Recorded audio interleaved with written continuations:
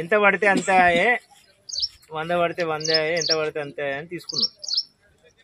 కానీ ఇప్పుడు అట్లా కాదు. ప్రతి గవర్నమెంట్ ఏమంటుందంటే ప్రతి ఒక్కరు కూడా 300 రూపాయలు పని చేయించి 300 రూపాయలు లాభం అయ్యేటట్టు చేయమంటుంది. అంటే ఒక కుటుంబము 300 రూపాయలు ఒక రోజు పనిచేసి పొందితే 100 రోజులకు ఎన్ని వస్తాయి? 30,000 వస్తాయి. ఒక కుటుంబానికి 30,000 వస్తాయి. అదే మనం 100 రూపాయలు 150 చేసినాం అనుకో, 150 చేసినాం పోయినాం, 150 ఇంటూ 100 రోజులు చేస్తే ఏమవుతుంది? 15,000 అవుతుంది. 15,000 నష్టపోతాను. అవునా కదా? మీరే ఆలోచించండి. ఇక్కడ ఏంటంటే అన్ని కొలతల ప్రకారమే ఇస్తారు. ఇప్పుడు టెక్నాలజీ అంతా మారింది. మీరు ఒకవేళ ఇది మొత్తం తీసినాక నీళ్ళు నిండినాక కూడా కొలతలు తీసే టెక్నాలజీ ఉన్నది. డ్రోన్లతో కూడా కొలతలు తీస్తారు. అలాంటి టెక్నాలజీ ఉన్నది. కాబట్టి కొలతలలో తేడా వచ్చింది అనుకోండి ఇబ్బంది అవుతుంది. మీ దగ్గరకు ఒక అమ్మాయి వస్తుంది కొలతల కోసం, చూసిరా? ఆమె జీతం ఎంత అంటే 20,000 అనుకోండి. ఆమె ఉద్యోగం పోతుంది. అంత స్ట్రిక్ట్గా అయిపోయింది. పని చేసి పైసలు తీసుకోమంటుంది గవర్నమెంట్. 300 రూపాయలు పని చేయాలి, 300 సంపాదించుకోవాలి. బయట పనులు లేనప్పుడు ఇట్లాండి. కానీ నష్టపోకండి. 300 రూపాయల కొలత పెట్టమనండి, 300 రూపాయల పని చేయండి.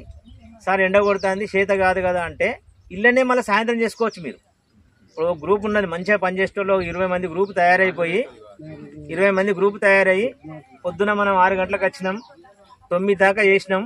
3 గంటలు చేయగానే బాగా ఎండ కొడుతుంది, చేతనైతే లేదు కదా, మళ్ళీ సాయంత్రం వచ్చి ఇంకో గంట చేసుకోండి. అల్లనే ఆ కొలత ప్రకారమే ఇస్తారు. మీ దాంట్లో యూనిటీ ఉండాలి, మీరందరూ ఏకం కావాలి.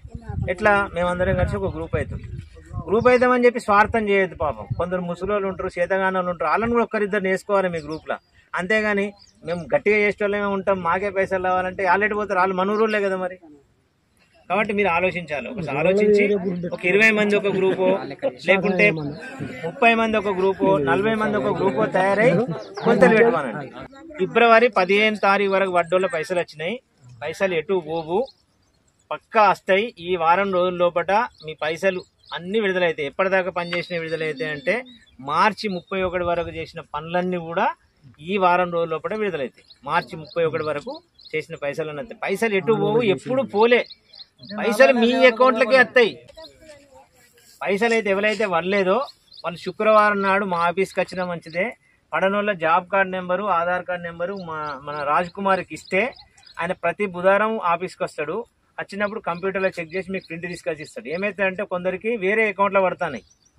మీరు ఇచ్చిన అకౌంట్లో కాకుండా మీ ఆధార్కు ఏదైతే లింకప్ అయి ఉంటుందో ఆ అకౌంట్లో పడతాను. ఒక్కొక్కరికి ఏంటంటే 3-4 అకౌంట్లు ఉన్నాయి. కొందరికి మీకు తెలియకుండానే ఫినో అకౌంట్, ఐసిఐసిఐ అకౌంట్ ఉన్నాయి. ఐసిఐసిఐ బ్యాంకులో కూడా కొందరికి డబ్బులు పడతాయి, మీకు తెలియకుండా పడతాయి. డబ్బులు పడతాయి, మనకు తెలియట్లే. క్లియర్ అయినాక నువ్వు రా, నువ్వు ఆఫీస్కి వచ్చి ఎలా పడతానో ఏందో తెలుసుకున్నాక రా.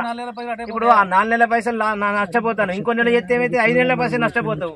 అట్లా ఎందుకు నష్టపోవాలి? నువ్వు నష్టపోవద్దు. నువ్వు ఆఫీస్కి వచ్చి చెక్ చేసుకున్నాక దేంట్లో పడ్డాయో క్లియర్ అయినాక రమ్మంటున్నా. రాకుంటే ఇప్పించినాక రమ్మంటున్నా. ఇప్పించే బాధ్యత మాది.